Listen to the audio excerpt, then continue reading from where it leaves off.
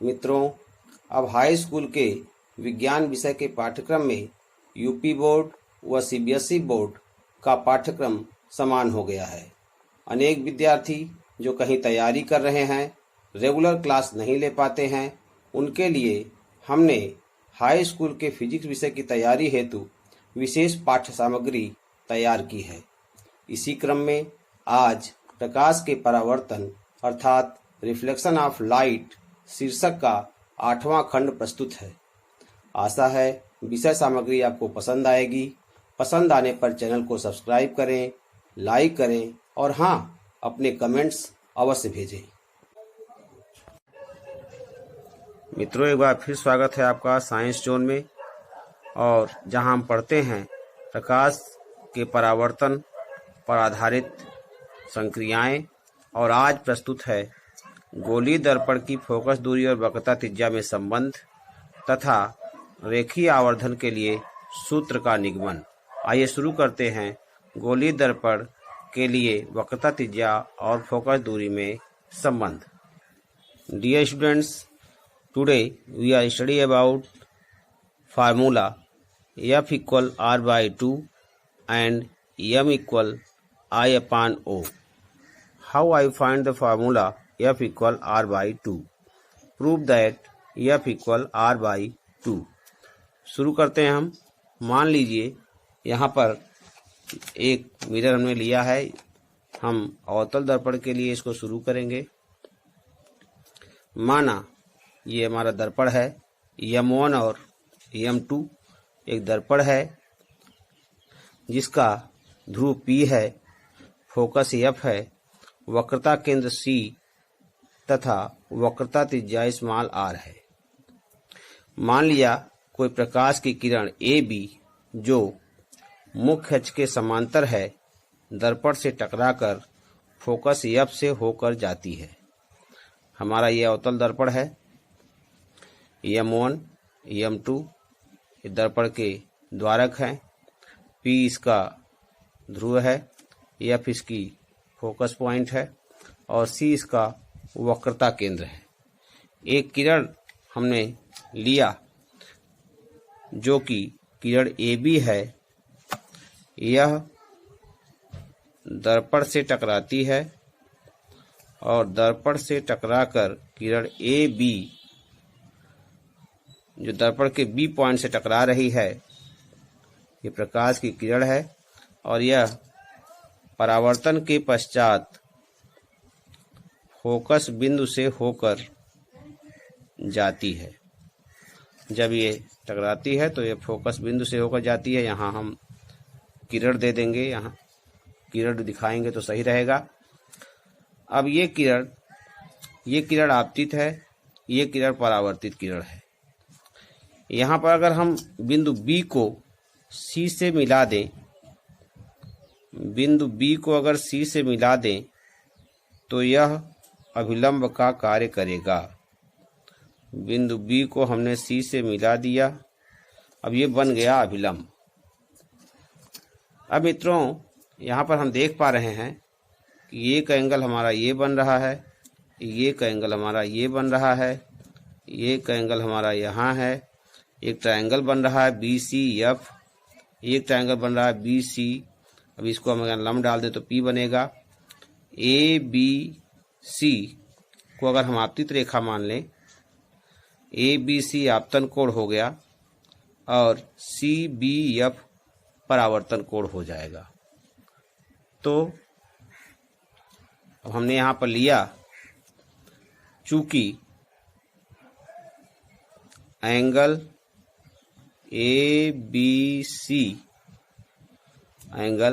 ABC यानी ये ऊपर वाला एंगल ABC आपतन कोण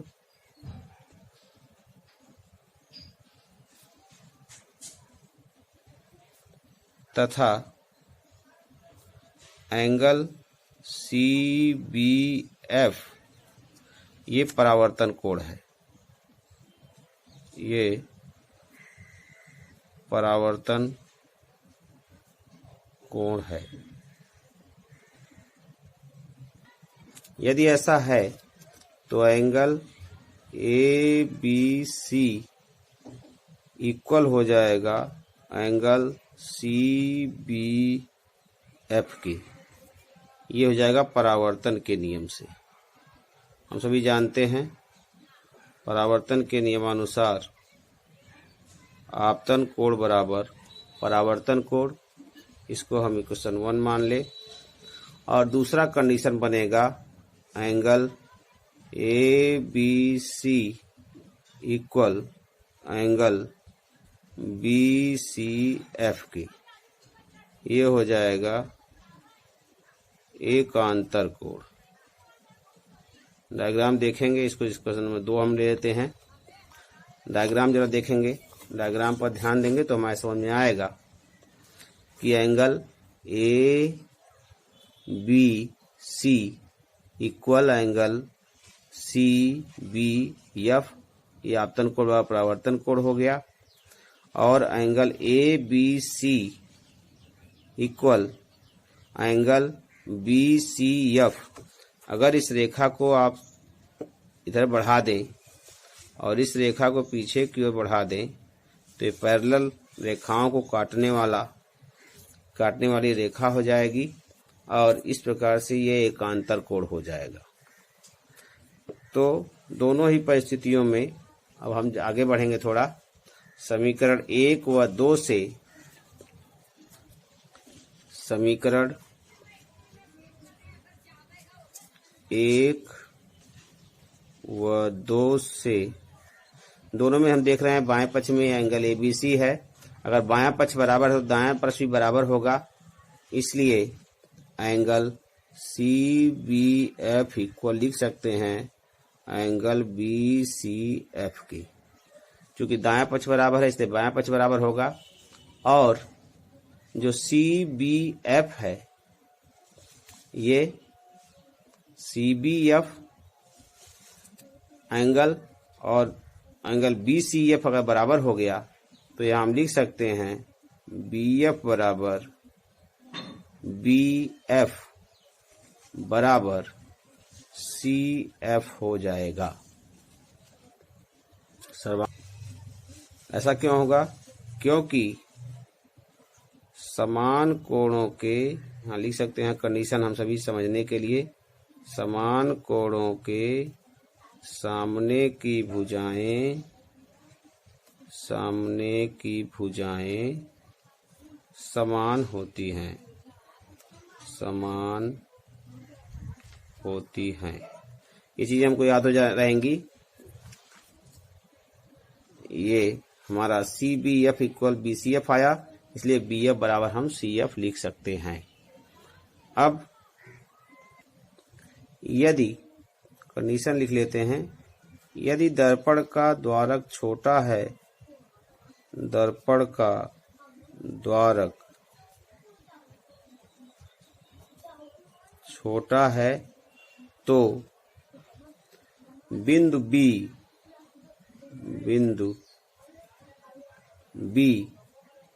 ध्रुव P के अत्यंत निकट होगा।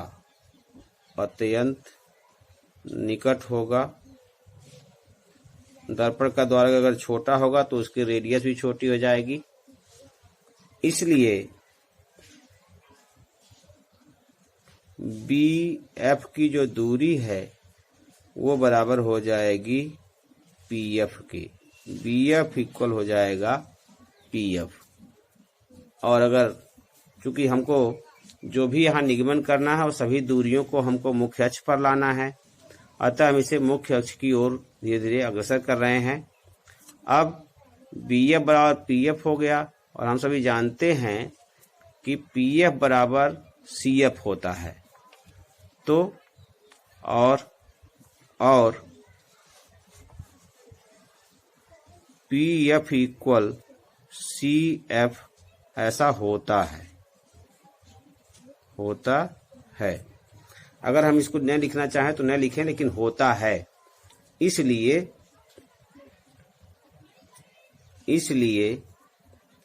अगर हम PC की दूरी लेंगे तो PC बराबर हो जाएगा PF प्लस CF और PF बराबर प्लस CF, तो इसको हम लिख सकते हैं, चूंकि PF बराबर CF है ही, इसलिए हम इसको लिख सकते हैं 2PF।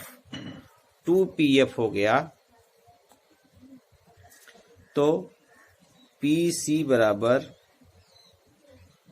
PC इक्वल 2PF हो गया। अब चूंकि PC इक्वल होता है स्मॉल r और PF इक्वल होता है स्मॉल f, इसलिए R इक्वल हो जाएगा 2F या F इक्वल हो जाएगा 1/2R, या इसको हम लिख सकते हैं F इक्वल R/2। इस प्रकार दर्पण की फोकस दूरी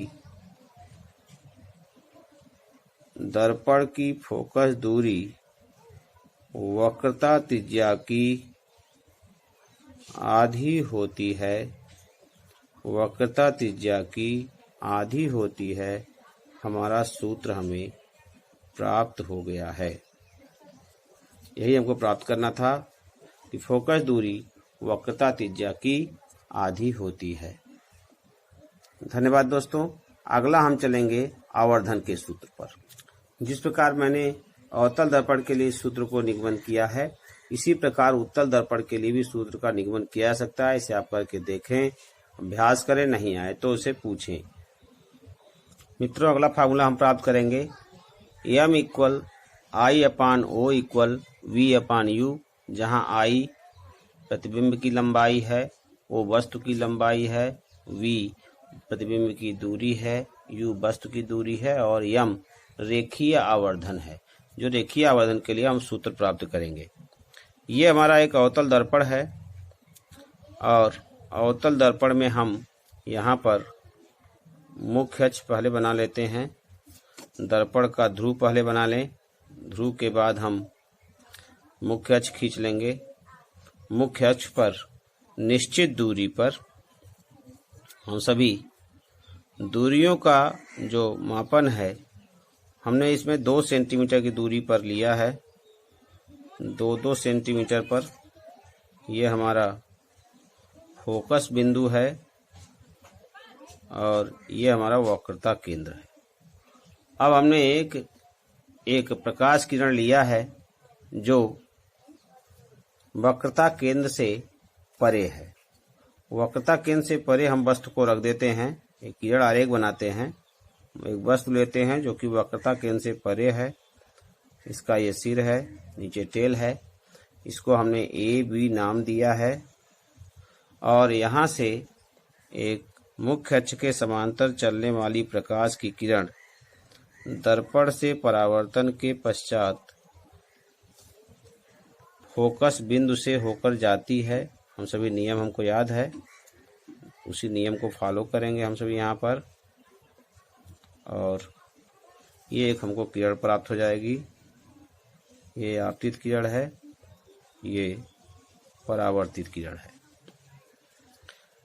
प्रतिबिंब हमको प्राप्त करना है तो हम एक किरण वक्रता केंद्र से होकर खींचेंगे। वक्रता केंद्र से होकर जाने वाली प्रकाश किरण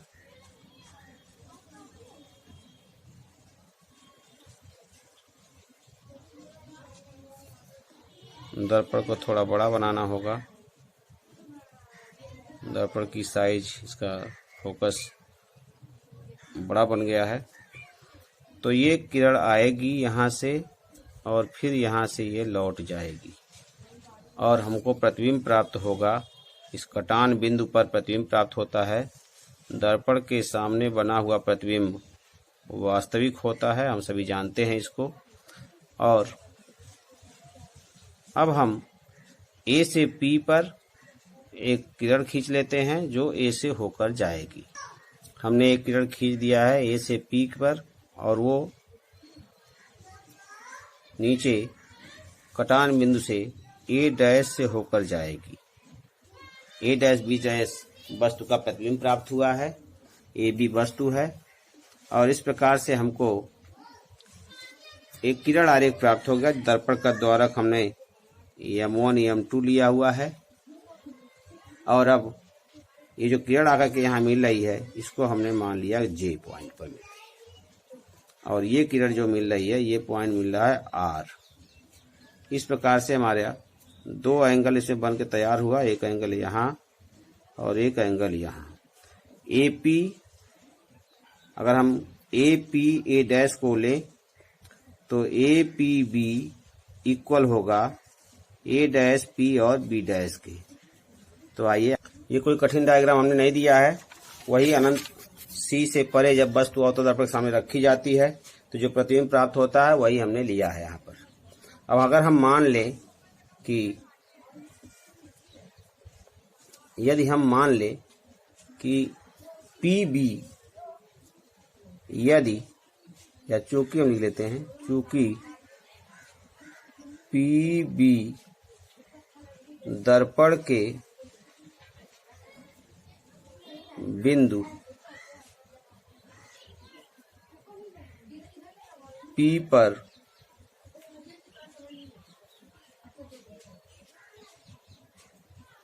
अभिलंब है तो एंगल APB इक्वल हो जाएगा एंगल BPA डैश। ये हो जाएगा परावर्तन के नियम से, परावर्तन के नियम से।